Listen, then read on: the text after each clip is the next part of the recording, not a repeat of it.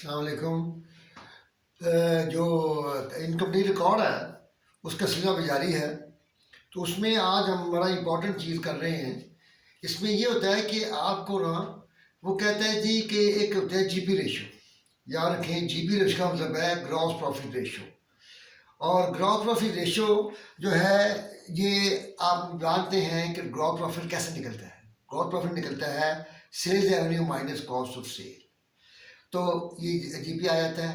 कभी वो कहते हैं जी जीपी जो है वो जीपी रेशो का मतलब होता है, देखें, GP is equal to sales revenue minus cost. और ये इसका मतलब है कि जब ये आता है तो वो आपको रेशो दे देता है कि ये जीपी रेशो ये है। GP ratio is equal to GP percentage, GP ratio या जीपी रेशो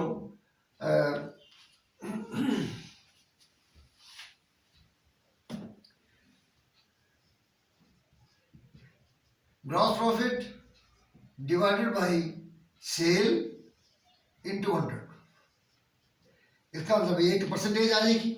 जब भी जीपी लिखेगा तो इसका मतलब ये है कि ये जो है यहाँ पे सेल बेस करती है।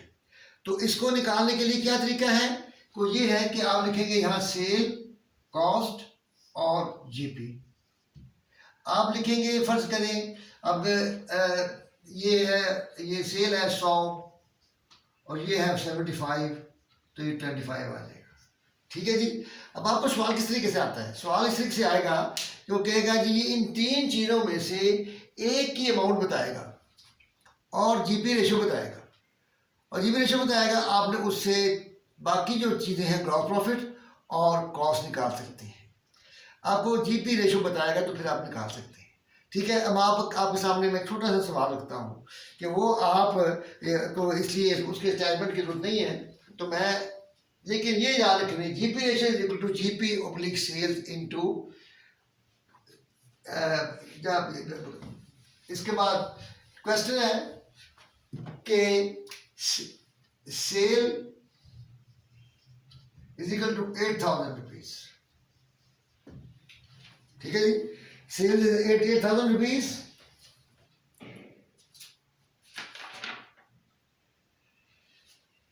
और जीपी रेशो है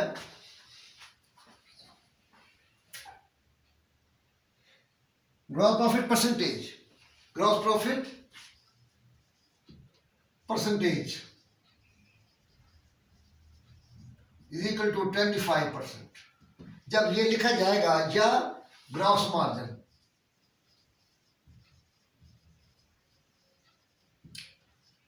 दोनों सूरतों में आपको 25% कहता है, तो आप इसका मतलब ये लेंगे कि आपको अगर कहा जाए कि ये सेल, कॉस्ट और जीपी, आप लिखेंगे 25 पहले। ठीक है जी। ग्रॉस प्रॉफिट परसेंटेज है तो या ग्रॉस मार्जिन है, तो इसके लिए आप फौरन या जगह 100 लिखेंगे। जब 100 लिखेंगे तो ऑटोमेटिकली ये 75 हो जाएगी। अब हमारे पास परसेंटेज आ गई है। उसने कहा है जी आपके पास सेल 8,000 है, आप बताइए रिक्वायरमेंट क्या है, व्हाट इज कॉस्ट, और दूसरी रिक्वायरमेंट क्या है, व्हाट इज जीपी। ये दोनों चीज आपको पूछता है और आपके पास सिर्फ सेल की फिगर है, तो आप क्या करेंगे, पहले ही कहते हैं cost. Cost is equal to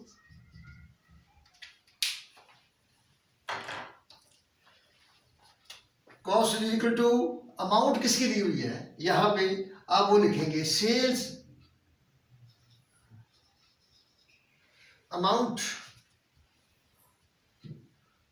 amount of sale percentage of sales into percentage of cost. ये आपने नेम लिखना है। ये फार्मूला किसका है, कॉस्ट मालूम करने के लिए गिवन अमाउंट किसकी है, सेल की। तो सेल की फिगर लगाए 8,000, इसका परसेंटेज है 25, सॉरी इसकी परसेंटेज है 100, यहाँ परसेंटेज 100 है सेल की, और कॉस्ट है ये आपको, कॉस्ट की परसेंटेज है 75। आप कैलकुलेट करेंगे तो ये अमाउंट आएगी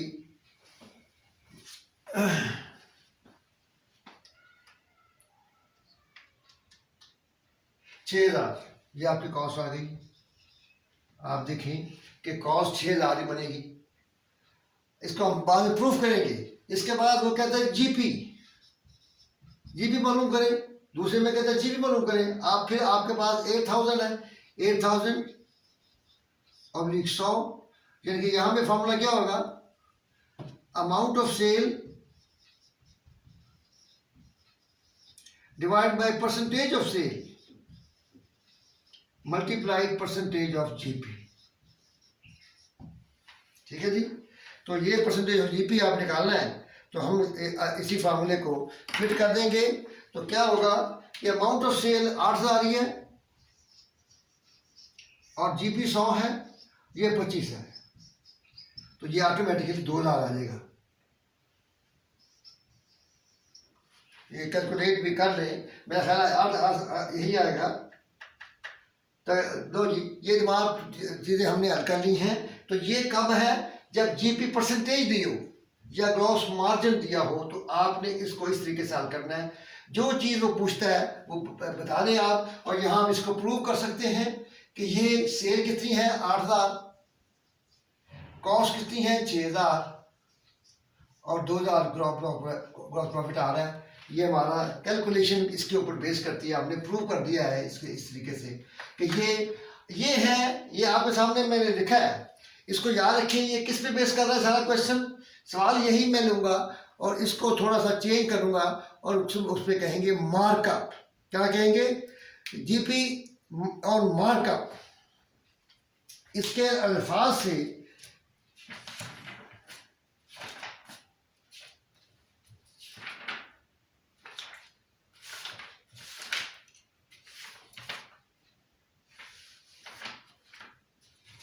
ये कहाँ चला गया, बुक जगह वाला खाना।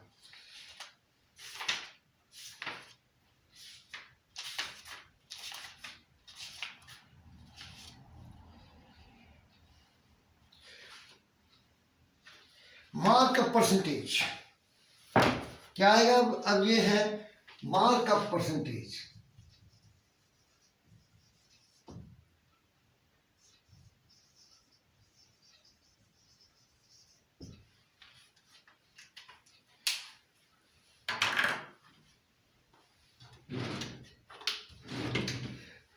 ये क्या है, ग्रॉस प्रॉफिट परसेंटेज, इसे कहेंगे जीपी परसेंटेज, इसे मार्कअप परसेंटेज। यहां भी क्वेश्चन यही है, फर्क क्या होगा कि यहां पे जब पहुंचेंगे सवाल यही है, यहां पे लिखेंगे मार्कअप परसेंटेज 25%। वही मैंने सवाल को चेंज नहीं किया, वही 25% है। अब ये मार्कअप है तो आपने फौरी तौर पर यही बनाना है, सेल, कॉस्ट और जीपी। तो यहां 25 लिखेंगे और फौरी तौर पर मार्कअप को पढ़ के हम इसको 100 कर देंगे, ये 125 हो जाएगी। तो इसका मतलब है ये नहीं होगा। अब इसी सवाल को जब हम हल करेंगे तो हमारे पास सेल की फिगर दी हुई है, कॉस्ट कहता है मालूम को, हम लिखेंगे formula cost is equal to amount of sale, या जो भी गिवन है उसी की परसेंटेज देते हैं। तो हम क्या लिखेंगे, अमाउंट ऑफ सेल इसका 125 है एंड परसेंटेज ऑफ कॉस्ट, यहां पे परसेंटेज ऑफ सेल, अमाउंट है 8,000, परसेंटेज 125 इंटू इसका है 100। तो ये कितनी आती है, 8,000 तकसीम 125 100,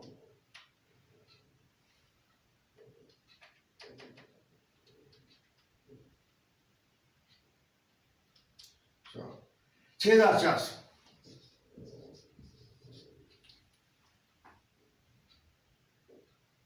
8,000 तकसीम 125 100, 6,400 आ गई, जिसकी कॉस्ट आ गई।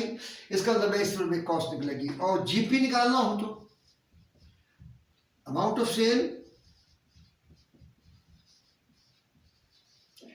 Divide by percentage of sale into percentage of GP, तो इसका मतलब है 8000 डिवाइड बाई 125 इंटू 25, तो 8000 तकसीम 125 इंटू 25, यह आएगा 1600। तो इसका मतलब है आप इसको प्रूव करें तो सेल लिखेंगे 8000, कॉस्ट 6400, जीपी 1600। तो इसका मतलब है कि हमारा दोनों सवाल जो है पैरेलल हमने किए हैं। तो हमें ये पता चला कि मार्जिन जब होगा, जब मार्जिन पे या ग्रॉस प्रॉफिट हो, तो आपने उसको 100 सेल करना है। अगर वो मार्कअप कहे तो आपने 100 करना है कॉस्ट को, और उसी तरीके से आपकी ये चीज़ें बदलती रहेंगी और ये तमाम चीज़ें कैलकुलेट हो जाएगी। तो इस तरीके से आपको मार्कअप का फर्क और परसेंटेज का फर्क समझ आनी चाहिए। इसकी दूसरी चीज़ जो है वो है कि रेशियो इस्तेमाल करता है, वो परसेंटेज इस्तेमाल नहीं करता। इसी सवाल को मैं लेकर तो इसमें रेशियो डाल देता हूँ, तो फिर क्या फर्क पड़ेगा?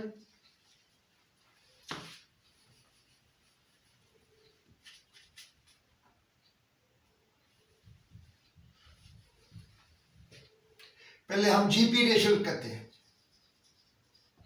रेशियो में दे देता है वो हमें, सवाल वही है, सेम थिंग, इसको चेंज नहीं करूंगा आज।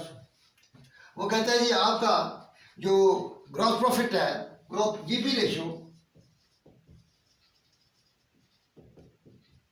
1/3,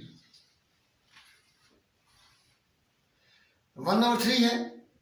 तो इसका मतलब ये है कि आपको ये वही बनाना पड़ेगा, सेल, कॉस्ट और क्या कहते हैं प्रॉफिट, जीपी, और हमारा जीपी रेशियो है। तो इसका मतलब ये है कि आपका जो ग्रॉस प्रॉफिट है वो 1 होगा। ठीक हो गया जी, ग्रॉस प्रॉफिट 1 होगा, और ये अपना सेल जो है ये आपकी होगी 3 + 4, तो 3 + 1 4 हो जाएगी। और इसके बाद आप इसका मतलब ऑटोमेटिकली ये 1 आएगा, तो ये 1/3 जो है ये जीपी रेशियो जो है ये मुकम्मल हो जाएगा। 1/4, सॉरी ये मैं एक गलती कर रहा हूँ, 1/4 है ये, इसमें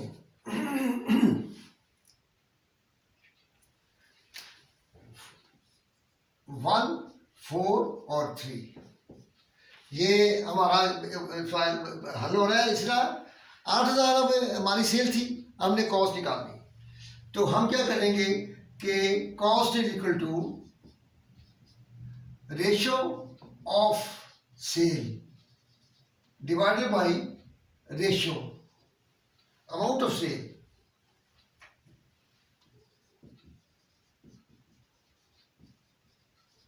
ratio of sale into ratio of cost. तो इसका मतलब ये है कि आपके पास 8000 है amount of sale, ratio of sale जो है वो है 4, और कॉस्ट की क्या है 3। तो इसको आप हल करें तो आपको ये मिल जाएगा 8000 डिवाइडेड बाई 4 इंटू 3, वही 6000 आ गई जी भाई दोबारा। ठीक है जी, 1/4 जीपी रेशियो 1/4 ये है। इसका मतलब ये है कि आपने 4 लेना है सेल को, और ये मसला खुद ब खुद हल हो जाएगा। इसके बाद आपको कहता है जीपी निकालो, तो amount of sale divide by ratio of sale multiply ratio of GP. तो ये 8000 4 इंटू 1 इज इक्वल टू 2000। ठीक हो गया जी, और प्रूव हो जाता है कि सीधी sale is equal to 8,000 cost is equal to 6,000 and GP 2,000। तो आपने जब 1/4 जीपी जब आएगा आपके साथ तो आपको ये सवाल हल हो गया है। इस तरीके से अब रेशो आए तो आपको ये करना होगा। इसी तरह यहाँ पे अब आता है मार्कअप रेशो।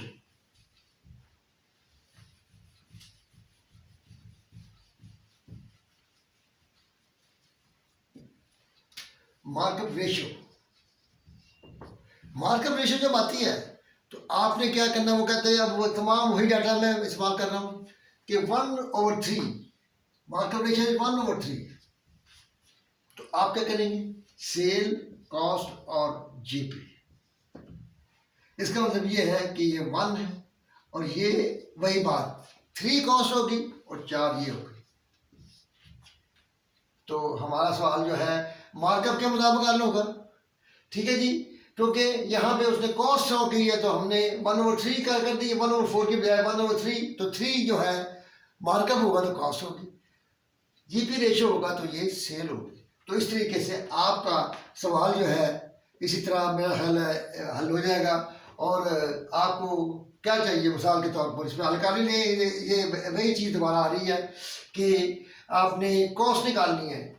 तो cost is equal to amount of sale divided by percentage of sale multiply percentage of cost. 8,000 divide by 4 multiply 3, ये वही चीज़ आ गई है। तो इसका मतलब है कि इसको इसी तरीके हल किया जा सकता है। लेकिन आपको ज़हन में देखना चाहिए कि जब वो परसेंटेज ऑफ कॉस्ट मार्कअप के तो परसेंटेज ऑफ ये कॉस्ट है, 100 कॉस्ट है या वो 3 दिया हुआ वो है। और अगर ये कहा गया कि परसेंटेज है तो फिर आपने इसको 100 ट्रीट करना है सेल को और उसको नहीं ट्रीट करना। और इसी तरीके से आपने इस सवाल को हल करना है। और इसमें आपको दोनों 3 चीज़ों में से एक चीज़ गिवन होगी। हो सकता है कॉस्ट गिवन होकर सेल मांगे और कभी कॉस्ट सेल देकर आपसे कॉस्ट मांगे। तो इस तरीके से आप कैलकुलेट करेंगे तो आपको जीपी रेशो का तरीके से निकालने का तरीका आ जाएगा। तो ये हमारा जो है बड़ा इंपॉर्टेंट टॉपिक है, क्योंकि इसमें डिस्ट्रॉयड गुड्स को भी सीधा हल करते हैं। तो इसके बाद इसके रहते हैं MCQs 2-3, वो इंशाल्लाह नेक्स्ट वीडियो में पेश करेंगे। अल्लाह ताला आपको जो है अपना क्या है कामयाबी दा फरमाए। मेहनत करें और मेहनत से ही आप कामयाब हो सकते हैं। और उसमें जो बेहतर चीज़ है वो है कि आप होमवर्क करें और आप इस तरीके से इसको समझ लेंगे। तो ये तमाम वीडियोस को जो आप है बारी बारी देखें, इनकम्प्लीट रिकॉर्ड्स की बड़ी इंपॉर्टेंट है। इसके ऊपर MCQs भी आते हैं और आप इसको ज़हन में रखें और अपना मेहनत करें, इंशाल्लाह ठीक हो जाएगा। और इसके बाद ये याद रखें कि आपको नेक्स्ट इस तरह वीडियो देखते रहें और आप इसको बाद में डाउनलोड करके और इसको बाकायदा प्रैक्टिस करें। प्रैक्टिस के बगैर नहीं समझ आएगी। अल्लाह ताला आपको कामयाबी अता फरमाए। अस्सलाम वालेकुम।